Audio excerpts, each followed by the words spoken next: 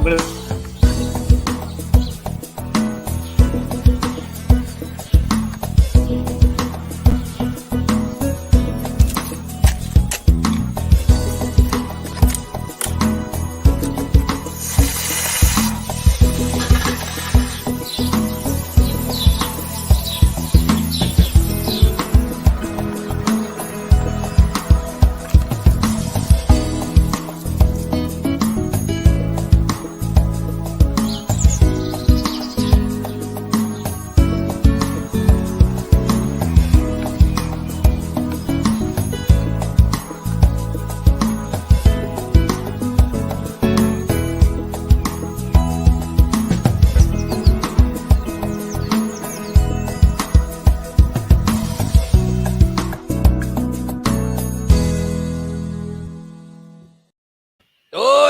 Get out and grow. Oh, where's John gone? He's been abducted by aliens, possibly. But He's legged it.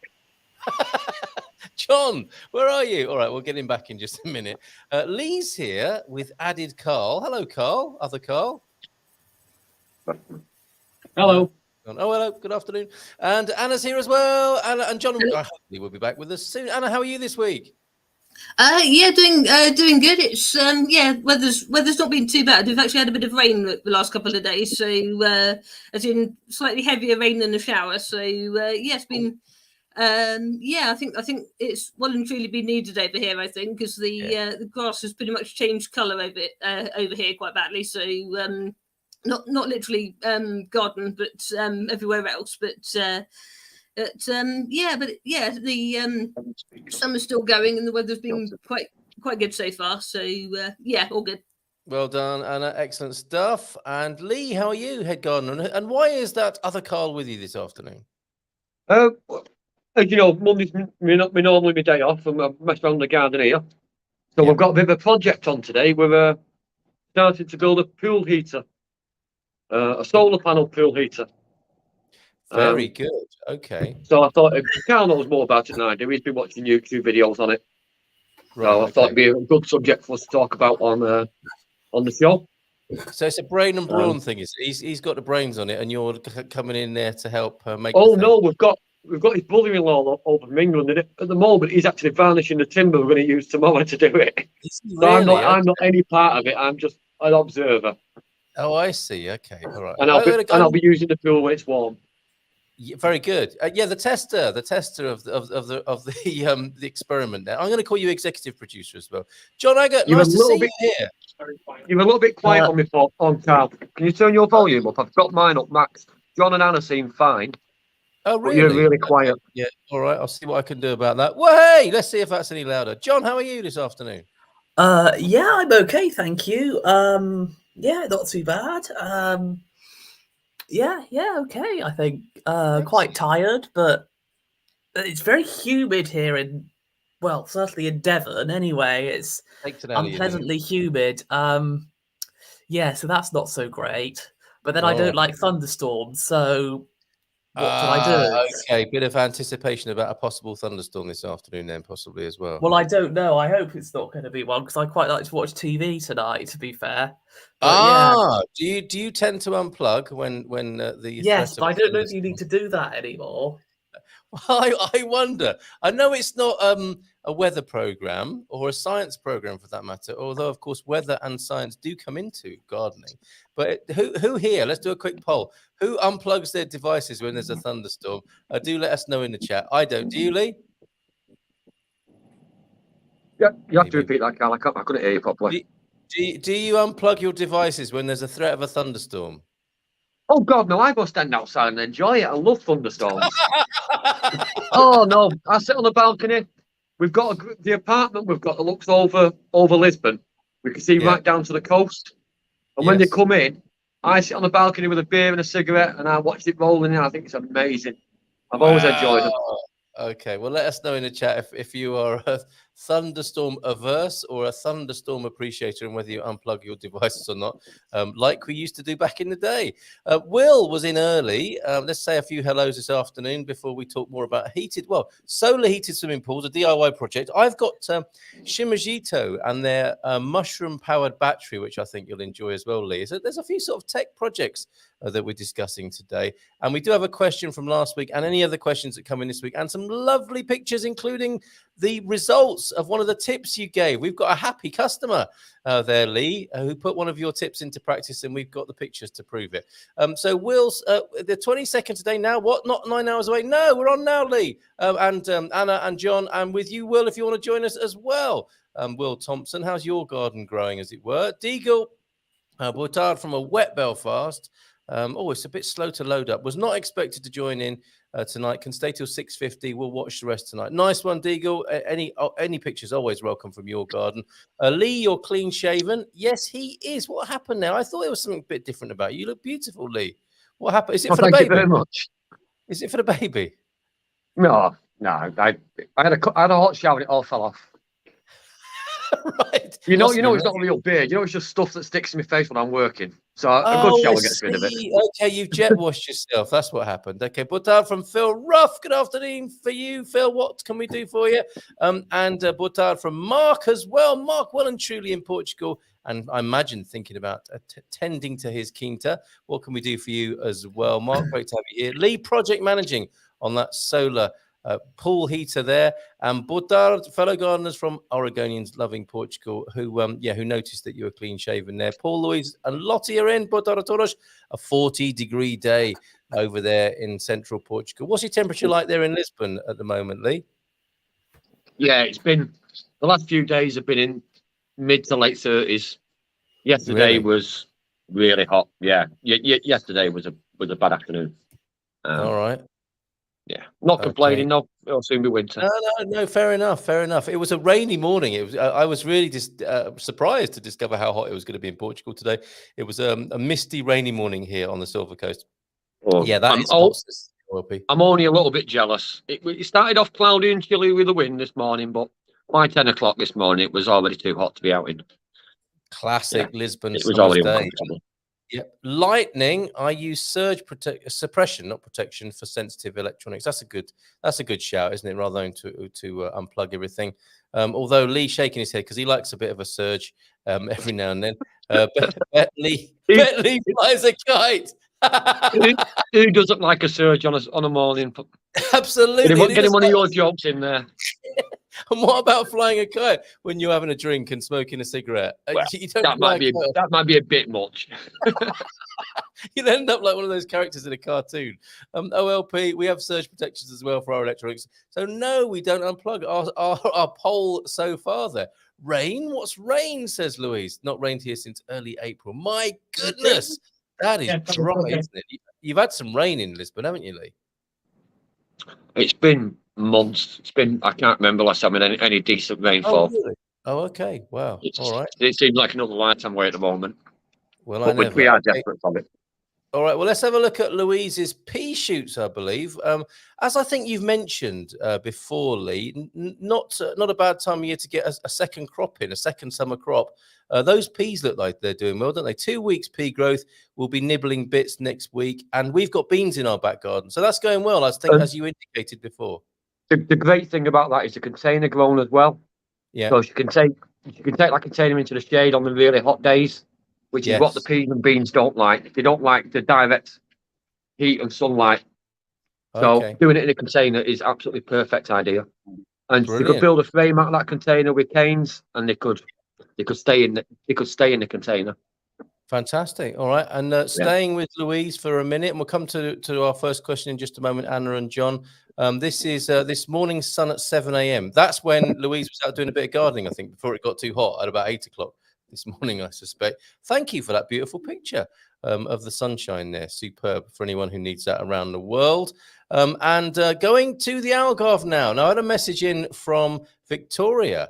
And I think you could be proud of yourself with what's in this message, Lee. For the show today, hand pollination for success. Thanks to Lee for his expertise. Also, a current photo of the 6 plants with their new support structure foraged by the roadside. How cool is that? So let's have a look at those. Hand pollinated according to your instructions, and great success. Look at that. Fantastic. And you thought I was joking. Well, yeah, well, it was only that bit about dressing up like a bee, I think, that we were talking about. that was optional. But look at those beauties there, foraged from the roadside. You found your tomato plants by the roadside. That is fantastic. Well done. 10 out of 10 for you, Victoria, and thanks for the pictures. Okay, I think we'll bring Carl into the picture here. We've got 2 Carls on the screen. Anna, what questions? I think we had one left over, didn't we, from last week? Was it Wendy? Just seeing if I can find I think it. John might remember it actually as well. I've written it in the private chat, Anna. You should be able to see it in the private chat next to the screen. It's on the screen. Right. I think we had a sort of what can I plant vegetable wise beginning of November. Ah, yeah, there we go.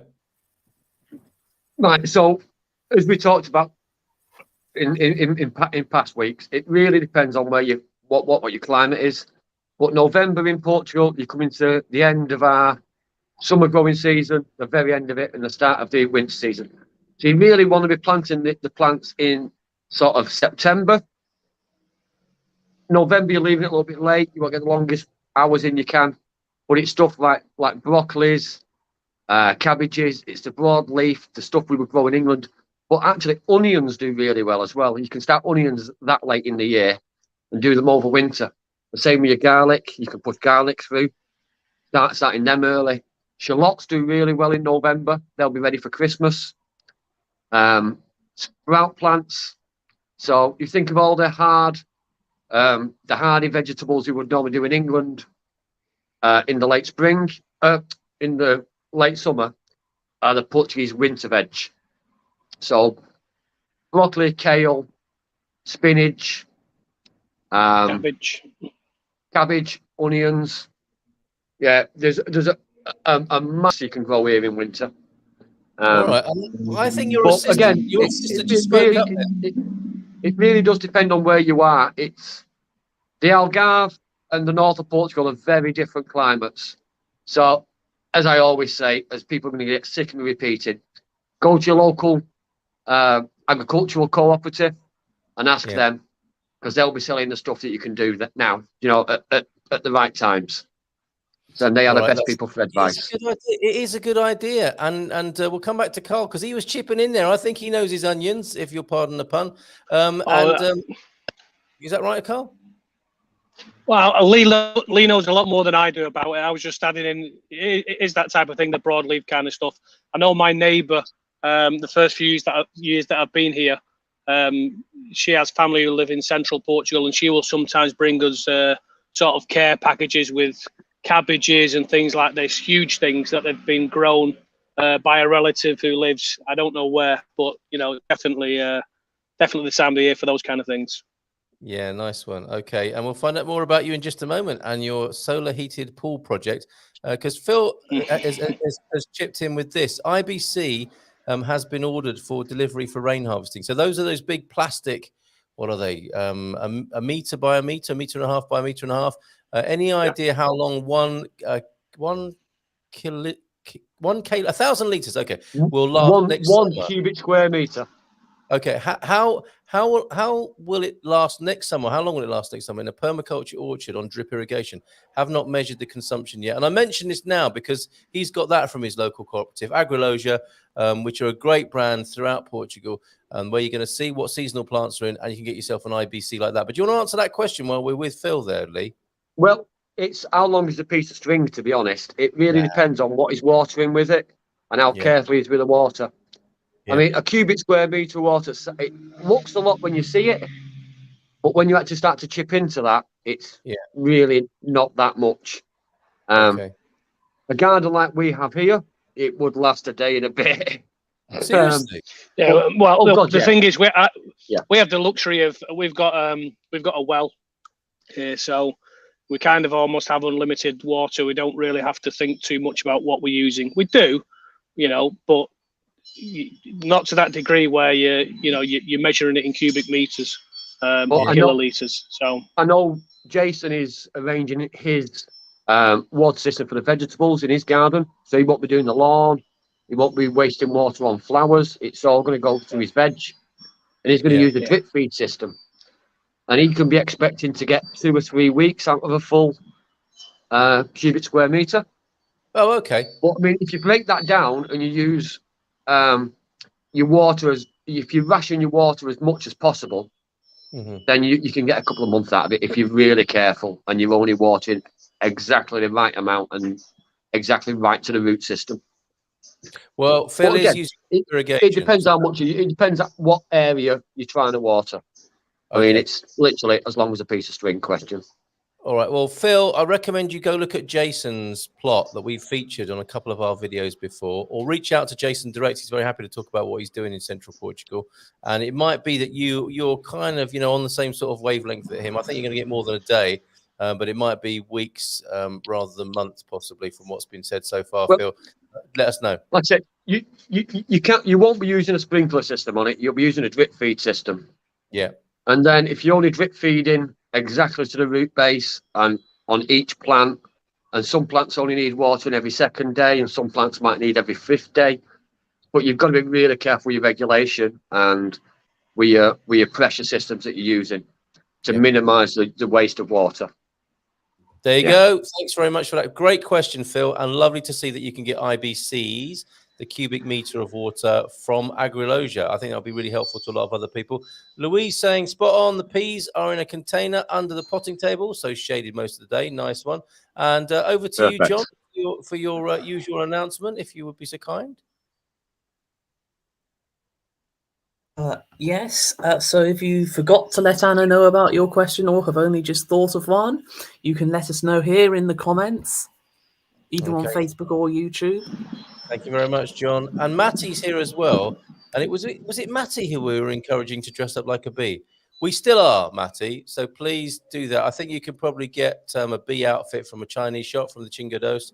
And we'd love to see a picture of you cross-pollinating with your bee outfit on. That'd be really brighten up our day, I think.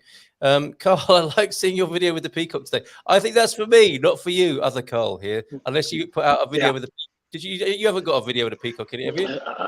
I don't think so. Not guilty as charged. Okay. It's been a busy day. Maybe I've forgotten. I don't know. Well, you've been trying to put it out of your mind. Hi, Phil. We'll be planting a new 40-tree orchard in November. Wow, Louise. Wow. To benefit from winter, spring rain in May, June, if temperatures are high, 20s again, then we'll water each tree with 10 litres a week. And then you disappear. So I wonder what happened over there. Maybe it's a lightning strike and the devices are out. I hope not, Louise. I'm only kidding. That was a poor joke on my behalf there. Please give us the rest of your message. And OLP, we collect rainwater in 55-gallon olive oil containers off a couple of our roofs. Love to see a picture of that. Can we have a picture of that, please, OLP? Talking of conservation, talking of saving money, we're going to talk now about solar heated pools. Do you want to kick this off, Carl H? Yeah, I can do. I mean, I'm certainly I'm no expert on solar heating or anything like that, but I moved here 3 years ago, and I've got a very nice garden and a pool, and we only get to use it for about 3, maybe 4 months of the year, because outside of those times the water's just too cold. It's getting into the early 20s, degrees Celsius. So I've been thinking of ways that I can sort of cheat the system, because I'm too tight to pay for a professional heating system. I get upset when people put too much water in the kettle to make a cup of tea. So there's not much chance that I'm going to pay for a professional heating system that uses a bucket load of electricity. So I've been watching videos on YouTube, and there's some quite simple systems, really. I've been threatening to do it since last summer. So I've got family over at the minute. My brother-in-law is here from England. He's a builder, type. So we've been to Leroy Merlin today on a buying mission to get all the things we need. So effectively, what we're doing is sort of making let's say a 1.5 by 2 meter panel paint it black or put some black material behind it. And then you get the irrigation tubing, you know, the 16 mil stuff, and then sort of build a coil going around, all around it. Yeah, Lee's sort of holding up the 100 meters we've got there. And then from there, you get a pump, drop the pump into the water. It's really very simple. Drop the pump into the water, connect it to your professionally made panel with the irrigation tubing on it. And effectively, all you're doing is feeding the water from the pool quite slowly. It goes all the way around the coil, and by the time it reaches the end, it comes out into the water. You would hope it's maybe, you know, either hot or at least very warm. And it's basically just a trickle sort of system. Keep the panel pointed at the sun all day, and then hopefully it will increase the temperature of the water by 3 or 4 degrees. You know, and just make it a little bit more bearable, because even in the summer, sometimes the water in my pool is quite cool, which it's okay, it's refreshing. But what my aim is to sort of get maybe another couple of months use out of the pool each year without having to actually pay for any electricity, really, or much electricity. Well, love it. I've got questions. Anna, do chip in at any moment if you've got questions that come in, if you see them in the chat there. Anybody got any questions this afternoon? But this is really fascinating. I've got a couple of questions, if I may, myself, because I'd like to make a shower in the garden of a similar design. Is this closed loop then, or is it, you say it's got a pump on it? Is the pump moving the water around inside a closed loop, or is it going into the pool? Yeah, so the pump's taking the water from the pool, and into this coil. Oh, you know, and it goes round. So because it's all black, it's absorbing the heat. And by the time, let's say we make it, we don't know how long we're going to get the coil to be yet until it's actually constructed. But let's say we get 50 meters of irrigation tubing. That water's got to travel 50 meters. And if you know anything, if you leave your if you leave the hose out in the garden after you've been watering maybe, and then go back to it a few hours later in the day, if you turn the hose on, the water that comes out it can be quite hot, but it's certainly very warm. And we're sort of working on that principle that we can keep it pointed at the sun and just gently over the space of maybe a week or so, just get that extra few degrees into the water just to make it a little bit more pleasant, you know. So yeah, you could do the same thing for a shower. Amazing. Sounds amazing. Yeah, I've thought about the same thing for a shower, because we go to the beach. We have a beach nearby. I've got 3 young kids, so the beach is great. But the problem is, when you've got 3 kids, you bring them home, getting them into the house without getting sand everywhere. It's a bit of a drama. So I keep thinking the same thing. If I can get a shower system with just enough water for 3 or 4 minutes, I can send them by the pool, get them showered off, and back into the house with no extra work to do. So I think it would work exactly the same way. I really do. I love it. And you're not that weird English guy who hoses his kids down anymore. It's like you give them a civilized shower rather than hosing them down. I don't think I'd get away with it, unfortunately. If it was left to me, I might do that. That's right. A Portuguese grandma would step in, wouldn't she, and tell you off for doing that. So I think a nice warm shower would be fantastic. Yep, superb. Okay, love that. Lee, did you want to come in on that? How much does a 50 or 100 meters of that pipe cost? I think Carl might have the receipts with him now as he's speaking. Yeah, I think that was a little under €50 for the tubing from Leroy Merlin. Probably all the parts. I mean, we've not planned it exactly. We sort of have a rough idea of what we want to do. So I think today we spent about €200 at Leroy Merlin. That's including the pump actually I bought from Aldi, I think it was. They're in Aldi and Lidl periodically, you know, because it's quite a common thing to see here. So so I think that was like €50. I think all in about €200. I'm hoping. So, you know, it's not just for the saving money aspect. It's something about getting the extra heat for free that just appeals to me. You know, I like the challenge of it. So I'm looking forward to seeing the results. No, I think that's amazing, mate. You'll get your money back by about 2047 by my calculation. Oh yeah, well, I hope I'm still around by then. You know, it's an investment in my kids' futures. I'm going to ask Carl to take some images tomorrow while he's building it, and then on next week's show we can turn it on and do a do a temperature test live on air, absolutely, and see how much money we've wasted. The pressure will be on. Yeah. Well, I think this is great because it's the Get On Grow show, and this is the Happy Homesteaders group on Facebook. So part of the homesteading thing, I think, is implementing these sort of things. So I feel like I need to get a bit of a move on with my hot shower system outside, or warm, I guess it will be, and the methane producer, the biodigester as well, for creating a bit of gas. So I think we've got a little bit of impetus or pressure here. Talking of gas, to share I can imagine you doing a biofilter to run the house on. For some reason, it just sits right with me in my head. I'll get one of those at IBCs and I'll fill it with gas instead of water. Absolutely. And you can come around with your plastic bags and fill your plastic bags up with gas and take it home. And I think you can cook on that for about half an hour. I've seen a video. It might have been a spoof one on YouTube. Hi, says Victoria. We were talking about you dressing up as a bee earlier on, Victoria. And that was actually Matty's idea. No, Carl. I was the one suggesting to Victoria to wear a bee outfit when manually pollinating. Carry On Gardening comes to mind. I can see you, Matty, back in the day, played by Sid James there. You can buy a cheap solar inverter that will drive the pump. Can anyone say more about that? Either you or Lee or Carl? What does that mean exactly? Instead of plugging the pump into the mains, because the pump we've got is a large pump it's going to have to go into the mains electric. You can buy pond and pool pumps, which are much smaller, and they'll run simply on a small solar panel. Yeah, that may actually work for this system. This is where we probably could have researched it a little more.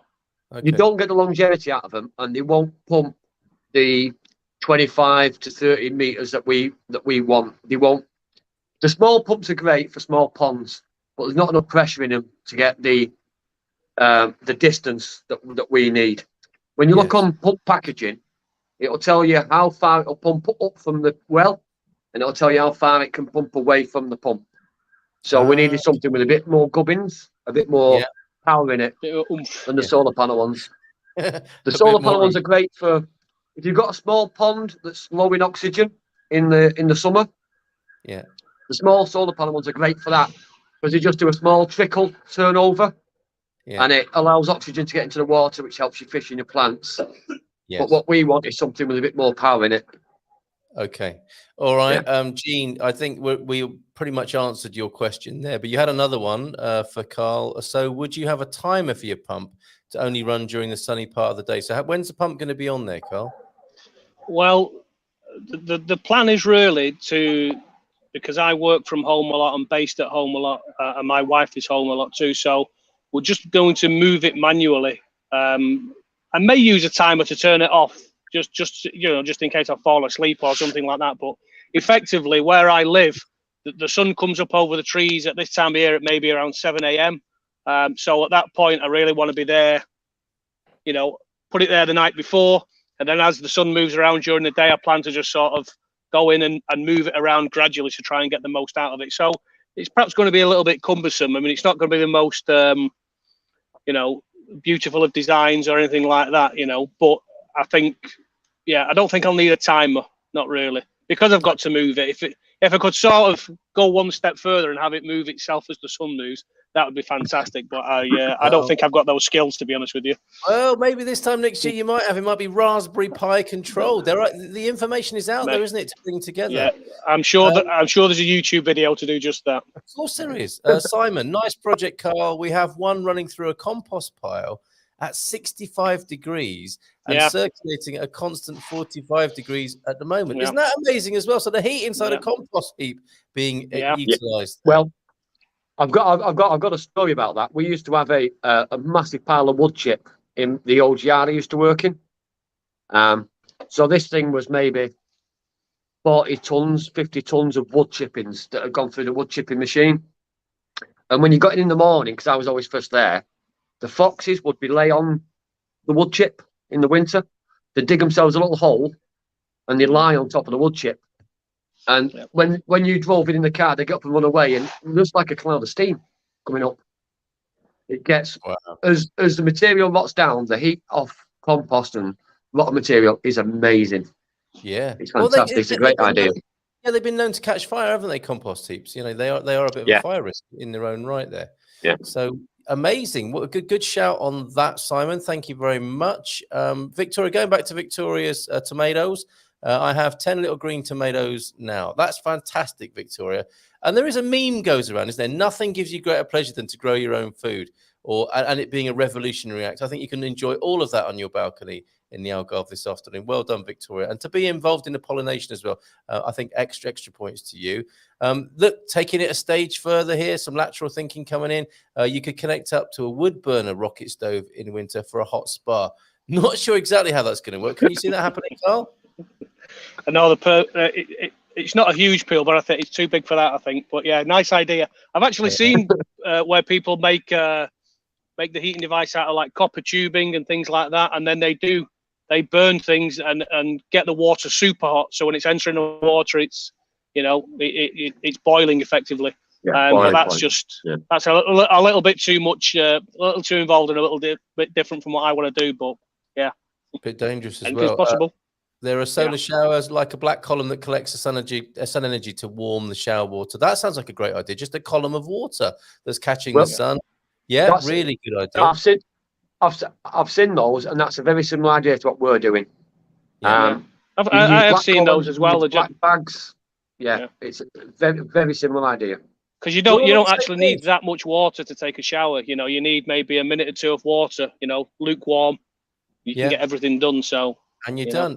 And then if you don't use any harsh chemicals on your body, which is a good thing, you can also use that water and catch it and stick it on the garden straight after, can't you? Absolutely.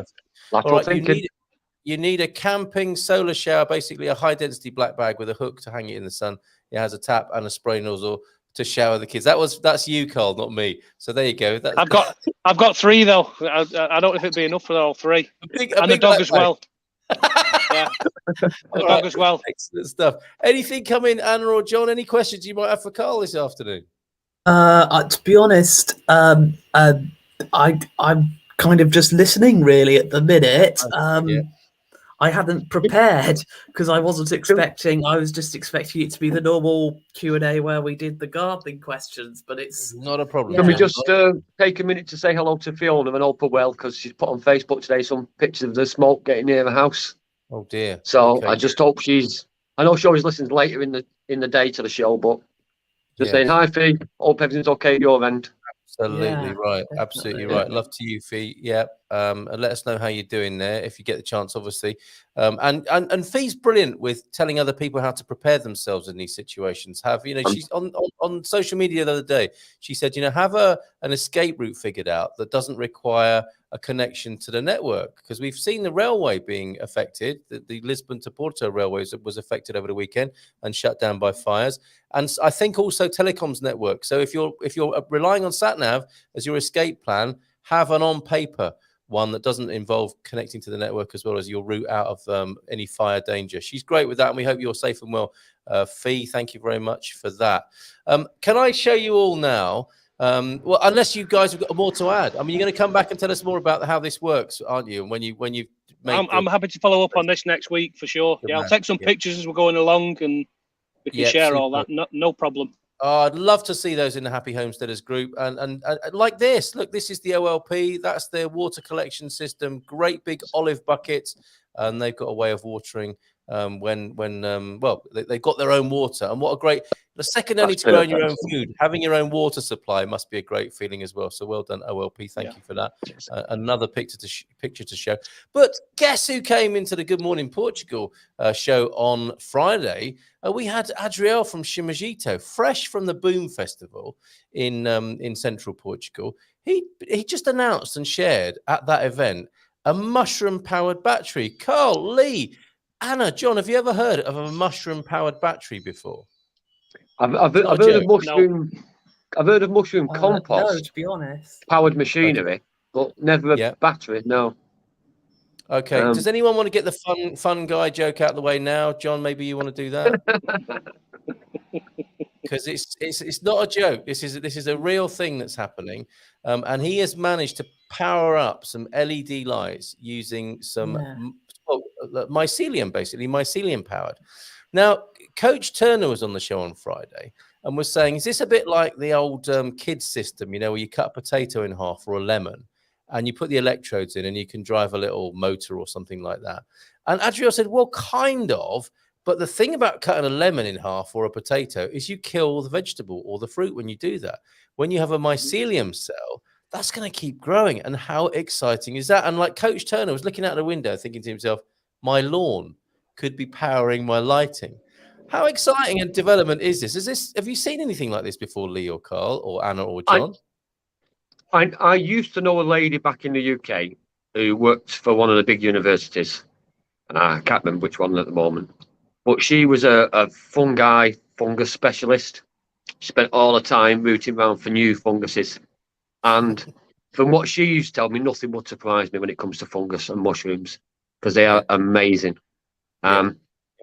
She was talking of one fungus that she'd found where it was two different mushrooms had grown. One is a field-based mushroom and one's a woodland mushroom. And when the roots had connected, they'd made kind of a hybrid mushroom that was a first discovery. And when they looked into what the chemicals that were in it, it was kind of going to be a breakthrough in medication. You know, it was going to go to the medical universities. Yes, and mushrooms, they fascinate me. They're amazing little things. Yeah, I've never heard of a mushroom-powered battery, that's for sure. Well, here we go. This is it. You're seeing it here. And I've every reason to believe that this is absolutely kosher and right. There's no trickery going on there. And that is Adriel over there at Shimajito, who also, by the way, it does all sorts of stuff with mushrooms. He got out of banking. I think he was in banking in Brazil and got into startup culture over here in Portugal and started a mushroom growing enterprise, and then helped people start businesses growing mushrooms. Gave them the substrate, as it called, from old coffee grounds, linked them up with all the infrastructure they needed to build them at home, and then with the customers, so they had a whole supply chain. It was like a business in a box. And then he's gone, as you say, Lee, into this whole medicinal application of the power of these, the incredible, chemicals that are in mushrooms that are beneficial to human beings and brain chemistry and so on. And he went into that, and now he's found this application, which he's released at the Boom Festival this year. And you can find out more at the website as well as in the shop. Let me just share this on the screen as well, because I think this is another fantastic innovation. This guy is so busy and active, and I think they've got a day of it in Lisbon soon, where they're going to be exploring the power of the mushroom battery and seeing what they can do with it at an open workshop. This is the shop part of the website. Not only basil, with box pot, you can grow a lot. You can see some salad leaves. I think they're all microgreens, and a bit of basil there to go with your tomatoes, your tomatoes, Victoria.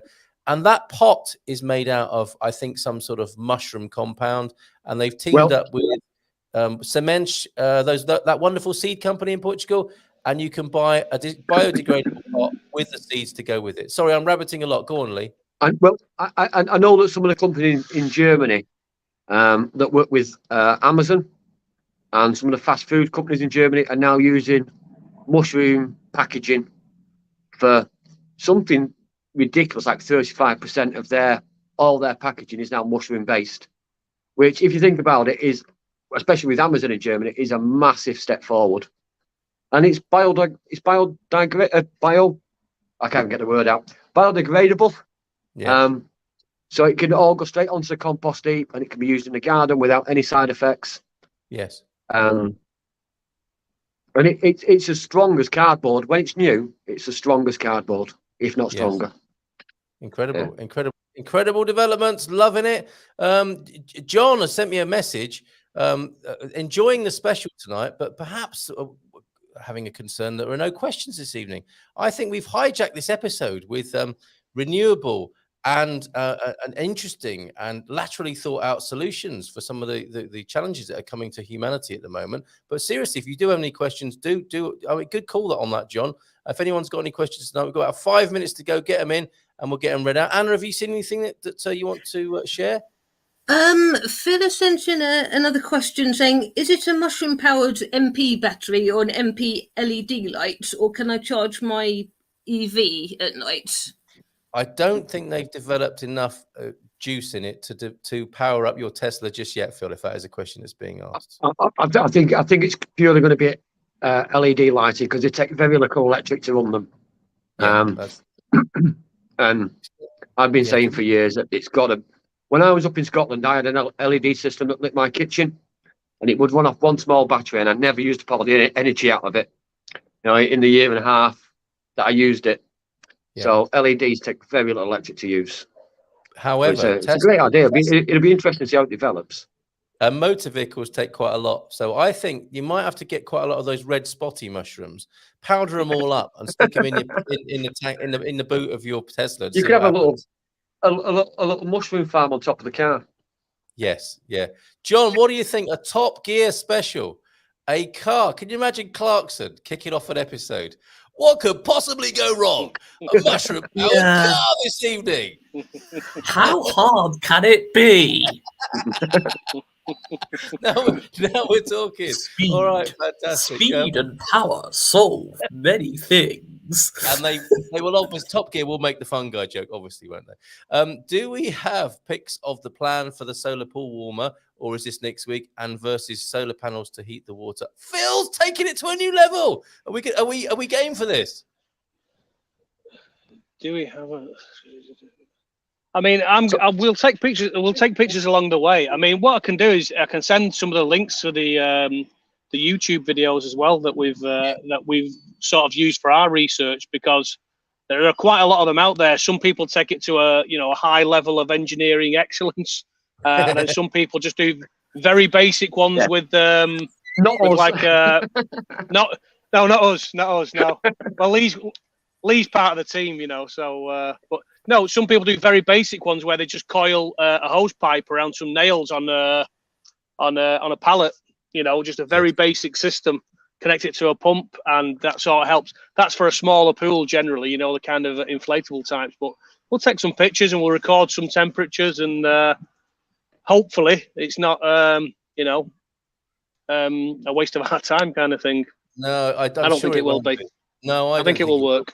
Yeah, and we'd love to host those pictures on the group at Facebook, and I will put the link up to that group so that people can see them. Into the last few minutes, then let's have a look at this wonderful water system. That was the first one that you sent in OLP, and then there's a standalone olive oil container. And what's this? Is this like your little battery packs of water that you can take out, fill them up and take them around the garden, I wonder? Let me just see what you're saying about that. OLP, let's have a look. I think all you've said to me so far is this is one of the olive oil containers we use to collect the rainwater. But I think that is your distribution system that we can see on the screen at the moment. Thank you so much, OLP, for sending those in. All pictures from gardens are most welcome here. We love seeing those, don't we, gang? So do send them in on 913-590-303. Last few comments then. Thank you, Jacqueline CDM. Wow, this is really interesting. Thank you. Our pleasure. I would say if you can charge it, the EV will take weeks, if not months, to get 10%. Can you imagine? Do you want to come over to my place? Well, I'm just charging up my Tesla on mushrooms, and I'll see you in 11 months' time. I'll just turn the mushrooms on. As if I could get all the way there. Figs are coming in. Suggestions for us to use the figs and green figs. Oh, it's not a cooking program, but what would you say about fig harvesting, please, Lee? It's not a cooking show. Don't ask me for cooking recipes and ideas for vegetables. We've gone over this before. It's not my field of expertise. To be like that. There's not to be... Figs make liquor. If in doubt, the German says make liquor, of course. And Carl H, I think it will work, but not in a live stream as you pump slow and the pool is big. You need to let it run a day or two. Yeah, just don't switch it on when you join us. I'll take some images and I'll record the temperatures. I do intend to sort of monitor it, see what the starting temperature is, and then maybe what it is a week later, just to see if there's a significant improvement. There you go. Thank you so much for doing that. Really appreciate it. Louise, loving the rainwater capture system, OLP. So keep those pictures coming in. And we have figs coming on as well. Is there nothing you want to say about figs, Lee, in the last minute of the show? It's the right time of year. The thing I do like about figs is there's a fig wasp that only really attacks figs. Yeah. And it's a really pretty little creature, and I quite like it. I prefer the fig wasp to the actual fig. Yes. Yes. Okay. But apparently they're good for your though. digestion system, aren't they? Figs. Yes, they are. Get you nice and regular syrup of figs, but eat them straight from the tree. The beautiful thing about figs. That's about my extensive knowledge about figs, to be honest. Yeah, it's not something I've dealt with or deal with. Okay, all right. I mean, eating them warm off the tree is one of the most beautiful pleasures you can have. Top 10 of pleasures, Portuguese pleasures, I would think. Thanks, Louise. It works well for us. Thank you so much, LP, again, for sharing that with us. It is 7 o'clock. Last words then. Anything from you, Anna? Anything popped in? I don't think so. I was just thinking. I'm trying to think what at the moment. I was just thinking of the pools and heating and that sort of thing. So I remember at my dad's we've got about a 2-meter pool, I think, with a quite old boiler system, and I'm trying to remember how what my dad said he was going to do to try and keep it going, because that's the only way it heats up. And I'm not sure if it's sort of up and running at the moment, but I know it certainly gets well used in the good weather. So okay. Well, we'll see if it's transferable. We'll see how Carl gets on, and we'll see if it's transferable to a UK situation. John, absolutely. Did you want to make a mushroom-based joke before we go, or is there not much room for doing that? I don't know. Maybe the inventor's a fun guy. I'm not really sure. All right, we'll have to go with that. Last, what about you, Carl? Thanks for being here this evening. No, it's a pleasure to be on the show for the first time. Absolutely, yeah. Well, we'll see and you I will follow up on it for sure. All right, Head Gardener. Last word to you. What should anyone be doing in their garden at this time of year, apart from having a cigarette and a beer? Well, all your fruit trees should be coming on quite well now. Lemons, oranges should be pushing through. Tangerines. So remember to feed your trees. And remember your smaller plants. This time of year, they're going to get a lot of damage with the heat, and they need a lot of water and possibly cover from the heat. So your lettuces and stuff like that need protection. Pretty much it, really. All right. On that note, we covered most of it last week. All right, that's all we got time for. Thank you, everybody. Ciao for now. It's a pleasure. Bye. See you next week. Ciao, ciao. Good night, everybody.